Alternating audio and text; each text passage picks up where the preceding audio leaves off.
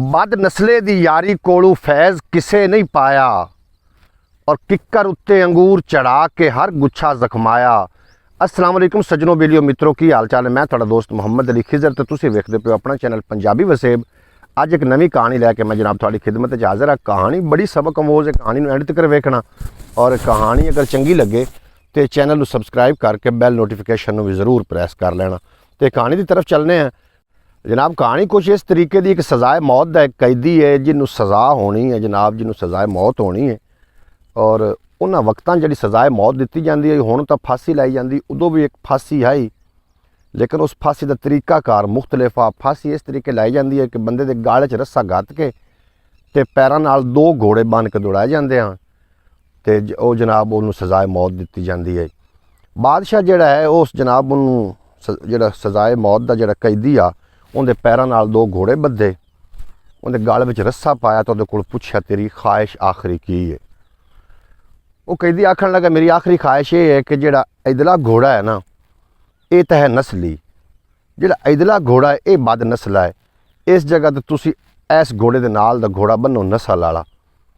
वो बादशाह बड़ा चौंक गया। उस आख्या तैनूं किवें पता लगा कि नस्ली है तो ये बद नस्ल है। उस आख्या वो खलोता आराम नाल किसी अच्छी नस्ल का मैनू लग रहा है लेकिन जिहड़ा इधला घोड़ा हरकतां करदा पिया इहदी नस्ल ठीक नहीं है, इहदी आदतां इहदी नस्ल का पता दे रही इहदे विच खोते का कोई रला है। उन्हें आख्या जिन्हों छड्ड दिओ एक बारी पहले दी तहकीक कर लईए। उन्हें जो तहकीक की तो घोड़ा जिहड़ा ना वाकई उहदे विच खोते का रला। बादशाह के अंदर थोड़ी जी नरमी आई। उस आख्या भी इहनूं कैदी नूं छड्ड दिओ, इहनूं ढक दिओ, फिर अंदर जेल दे ते इहदी एक रोटी वधा दिओ। जनाब एक रोटी जो वधा दी गई, अगू कोई चंद दिन गुजरे तो बादशाही के अंदर एक बंदा आ गया हीरे लैके। दो ने हीरे ले, जिहड़ा एक कच का हा तो एक आ असल हीरा। उस बादशाह नूं वो जनाब आके उस आख्या थोड़ी बादशाही कोई ऐसा बंदा है जिहड़ा दस देवे कि इहदे चों असली किहड़ा है। तो वो नाजरीन जिहड़ा बंदा हीरे लैके आया वो किसी बादशाह का सफीर ही आ।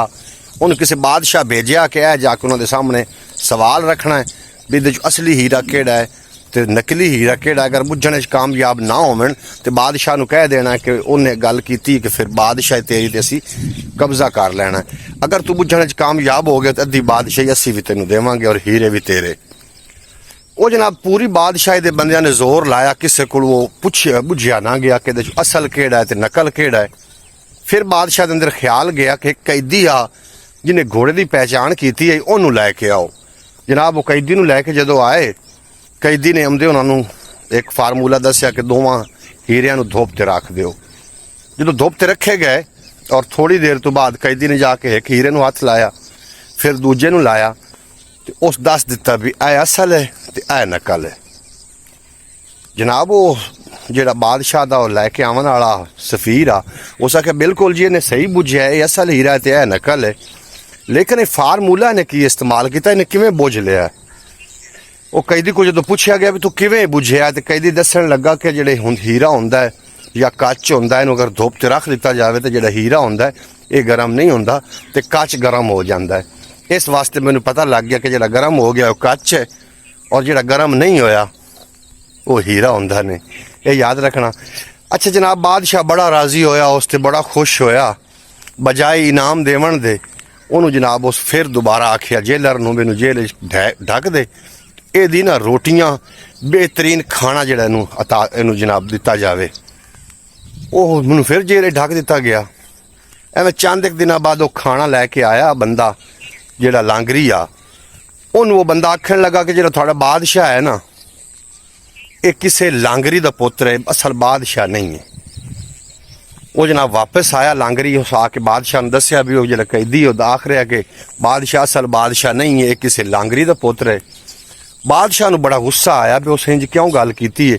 उस आख्या उन्होंने कढ़ के लै आओ जेल चू। उन्होंने जनाब जेल चू कढ़ के जदों लै आए, जदों जनाब उन्होंने जेल चू कढ़ के बाहर लै आए तो बादशाह नूं बड़ा गुस्सा। बादशाह उन्होंने बड़े गुस्से वाली निगाहां नाल वेख्या तो उन्होंने उस आख्या कैदी तू किवें आख्या कि मैं लांगरी दा पुत्र हाँ, इस गल नूं साबित कर। अगर तू साबित ना कर सकिया तो तेरी जिहड़ी सज़ा असां छड्डी है चंद दिनां वास्ते वो भी बरकरार हो जानी है तो तैनूं लंगर भी दोबारा खाना भी नहीं मिलना। उन्हें आख्या जी मैं बिल्कुल साबित करना, तुसी वो बंदा लभो जिहड़ा कि इस बादशाही तो अगली बादशाही नूं जानदा होवे। ਉਹਨਾਂ ਕੋਈ ਅਧੇੜ ਉਮਰ ਦਾ ਬੰਦਾ ਲੱਭਿਆ। ਉਸ ਬੰਦੇ ਨੂੰ ਉਸ ਕੈਦੀ ਗੱਲ ਕੀਤੀ। ਉਸ ਆਖਿਆ ਵੀ ਹਲਫ ਦੇ ਤੂੰ ਜੋ ਆਖੇਗਾ ਸੱਚ ਆਖੇਗਾ, ਸੱਚ ਤੂੰ ਸਿਵਾ ਕੁਛ ਨਹੀਂ ਆਖੇਗਾ, ਤੂੰ ਅਗਲੀ ਬਾਦਸ਼ਾਹੀ ਤੂੰ ਵਾਕਿਫ ਹੈ, ਮੈਨੂੰ ਦੱਸ ਇਹਦਾ ਜਿਹੜਾ ਵਾਲਿਦ ਆ ਉਹ ਕੀ ਵਾਕਈ ਬਾਦਸ਼ਾਹ ਆ। ਜੀ ਉਹ ਬਜ਼ੁਰਗ ਬਾਦਸ਼ਾਹ ਨੂੰ ਮੁਖਾਤਿਬ ਹੋ ਕੇ ਆਖਣ ਲੱਗਾ ਕਿ ਬਾਦਸ਼ਾਹ ਸਲਾਮਤ, ਮੈਨੂੰ ਜਾਨ ਦੀ ਅਮਾਨ ਹੋਵੇ ਤਾਂ ਮੈਂ ਜਨਾਬ ਜ਼ਰੂਰ ਤੁਹਾਨੂੰ ਦੱਸਣਾ। ਬਾਦਸ਼ਾਹ ਵੀ ਵਾਅਦਾ ਕਰ ਲਿਆ, ਤੇ ਜਦੋਂ ਬਾਦਸ਼ਾਹ ਅਗਲੇ ਵਾਅਦੇ ਕਰ ਲੈਂਦੇ ਹਨ ਉਹ ਪੂਰੇ ਵੀ ਕਰਦੇ ਹਨ। ਉਹ ਅੱਜ ਕੱਲ੍ਹ ਦੇ ਬਾਦਸ਼ਾਹ ਤਰ੍ਹਾਂ ਨਹੀਂ ਹਨ। ਉਹਨੇ ਵਾਅਦਾ ਕਰ ਲਿਆ ਕਿ ਬਿਲਕੁਲ ਜੀ ਮੈਂ ਇਸ ਤੇ ਇਹਨਾਂ ਦੀ ਪਾਸਦਾਰੀ ਕਰਸਾਂ। ਉਸ ਆਖਿਆ ਜੀ ਹੋਇਆ ਇੰਜ ਕਿ ਜਿਹੜਾ ਤੁਹਾਡਾ ਵਾਲਿਦ ਸਾਹਿਬ ਆ ਨਾ, ਉਹ ਬਾਦਸ਼ਾਹ ਦਾ ਲਾਂਗਰੀ ਆ। ਉਹ ਜਿਹੜੇ ਖਾਸ ਵਜ਼ੀਰ ਮਸ਼ੀਰ ਹੁੰਦੇ ਹਨ ਉਹਨਾਂ ਦਾ ਖਾਣਾ ਪਕਾਉਂਦਾ ਹੁੰਦਾ। ਔਰ ਇੱਕ ਦਿਨ ਬਾਦਸ਼ਾਹ ਕੋਲ ਤਾਂ ਔਲਾਦ ਕੋਈ ਨਹੀਂ ਆਈ। ਇੱਕ ਦਿਨ ਉਹਨੇ ਬੜਾ ਜ਼ਬਰਦਸਤ ਖਾਣਾ ਪਕਾਇਆ, ਬੜਾ ਟੇਸਟੀ ਖਾਣਾ हा, ਬੜਾ ਮਜ਼ੇਦਾਰ ਆ। ਉਹਦੇ ਕੁਛ ਮਹਿਮਾਨ ਬਾਦਸ਼ਾਹ ਆਏ ਹੋਏ ਹਨ।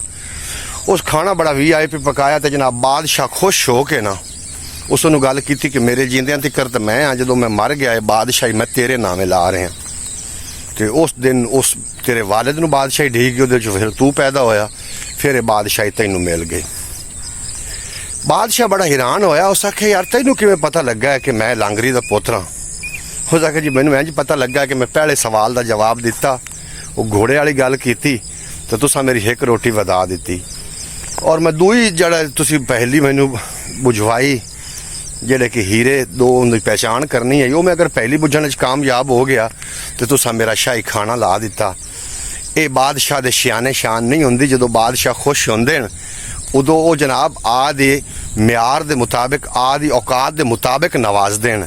ਤੇ ਮੈਂ ਸੋਚਿਆ ਕਿ ਦੀ ਔਕਾਤ ਹੀ ਇਤਨੀ ਹੈ ਕਿਸੇ ਲਾਂਗਰੀ ਦਾ ਪੁੱਤਰ ਹੀ ਹੋ ਸਕਦਾ ਹੈ।